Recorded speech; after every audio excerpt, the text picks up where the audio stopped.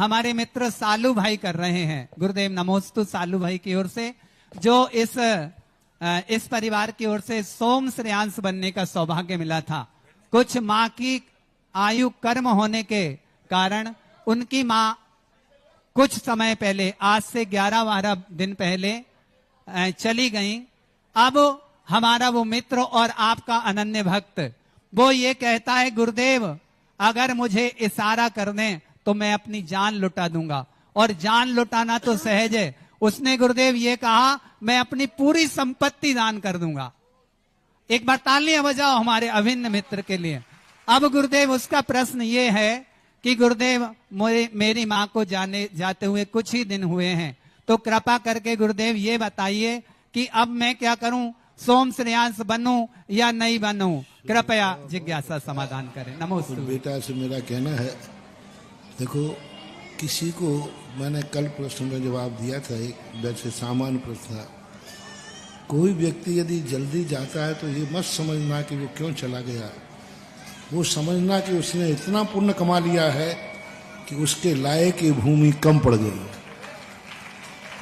अच्छे व्यक्ति इसलिए जाते हैं कि उनका पुण्य इतना बढ़ जाता है। आयु कर्म कोई व्यक्ति इतना लेके आता है और उस आयु कर्म को कोई ना कोई बहाना चाहिए, निमित्त चाहिए। अपन सोचते हैं, मान लो कोई एक थाने में है, थानेदार है, बहुत अच्छा है, उसकी अच्छाइयों के कारण से उसका ट्रांसफर हो गया, प्रमोशन हो गया। अब सारे गांव वाले रो रहे हैं कि भाई इतना अच्छा है थानेदार साहब, कैसे जाने दो। नहीं साहब, पूरा गांव रो रहा है। और उसने इतना अच्छा काम किया है कि सरकार ने कहा कि ये गांव लायक नहीं है, अब तो ये बड़े शहर के लायक है, तो उसका ट्रांसफर होगा।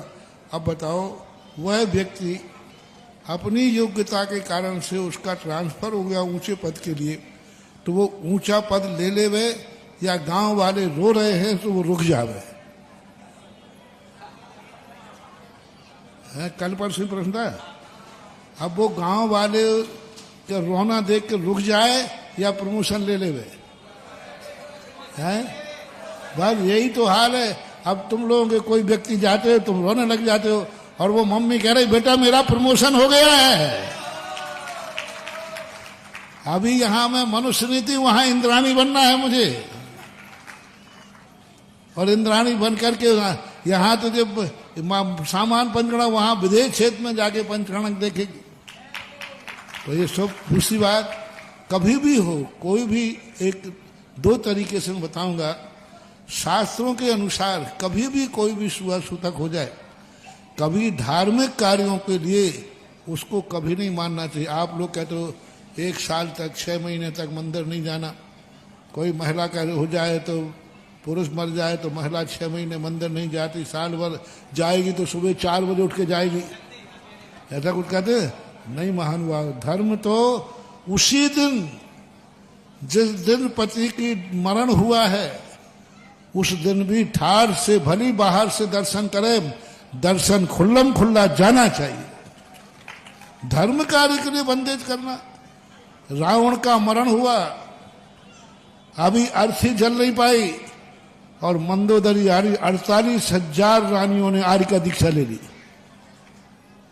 तुरंत अभी डेड बॉडी जली नहीं, उधर रावण का मरण हुआ, अनंत वीर्य का आना हुआ, और उन्होंने दीक्षा ले ली।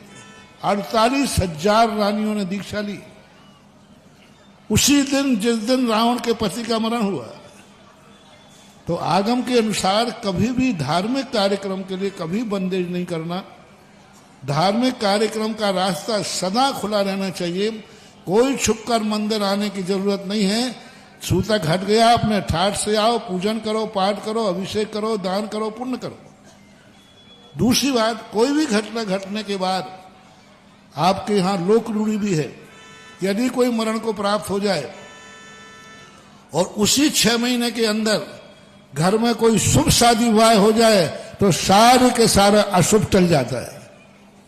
उसी महीने के अंदर, उसी साल में कोई शुभ घटना, एक व्यक्ति गया है और दूसरे का आगमन हो जाए तो ये बहुत बड़ा शुभ माना जाता है। ऐसे घटनाओं में और उनके जाने के बाद तीर्थंकर का आहार हो जाए तो सारे के सारे अशुभ शुभ में बदल जाते हैं। तीर्थंकर का आहार होना, वो तो इतने बड़े अशुभ को टालने में समर्थ होता है कि बहुत बड़ा सालू बाबू बहुत समर्पित आदमी है। बहुत ये दो ही तो थे। जब आज इस बार का जो शिविर शान से लगा है वो सालू और संदीप के समर्पण से तो लगा है। कोई बात नहीं बेटा, मम्मी का जाना कोई खेत की बात नहीं, जाना तो सबको है। देखो अपना मोह तो कभी खत्म होने वाला है नहीं, अपने सब। अच्छा ये बताओ, आचार्य जी गए तो हम लोगों को दुख नहीं हुआ, लेकिन कौन क्या कर सकते। आप अपने दुख के कारण आचार्य जी को रोकें, उनका तो प्रमोशन हुआ है। आज यहाँ हम जैसे शिष्यों के बीच में बैठे थे, हो सकता है आगे जाकर के विदेश क्षेत्र में समोषण में सभा में बैठेंगे। तो अपना सोच अपने तरीके से बिल्कुल भी नहीं, रंच मात भी नहीं माँ के संबंध में। और माँ इतनी धर्मात्मा होकर तुम्हें धर्म कार्य में विघ्न करके डाल दी, उसकी आत्मा को कितना दुख पहुंचेगा कि मेरे मरने से मेरे बेटे जो इतना शुभ कार्य करने वाले थे उसमें विघ्न डाल दिया। बल्कि वो इतनी खुश होगी कि मेरे कारण से मेरे बच्चों के कार्य में विघ्न नहीं आया। तुम नहीं बनोगे तो माँ की आत्मा को दुख पहुंचेगा कि मेरे कारण से मेरी आयु खत्म हो गई, इसलिए मेरे बच्चे धर्म नहीं कर पाए। बल्कि वो इतनी धर्मात्मा थी कि आपको यह कार्य करते देख करके इतनी खुश हो जाएगी, धन्य है हमारी कूख जो हमारे बेटों ने हमारे कारण से धर्म में कोई बाधा नहीं आने दी। तो माँ का भी आशीर्वाद रहेगा, मेरा भी है, आगम के है। बहुत 60 से तीर्थंकर के हार कराओ, यही तुम्हारे लिए शुभ और सगुन है। गुरुदेव नमोस्तु।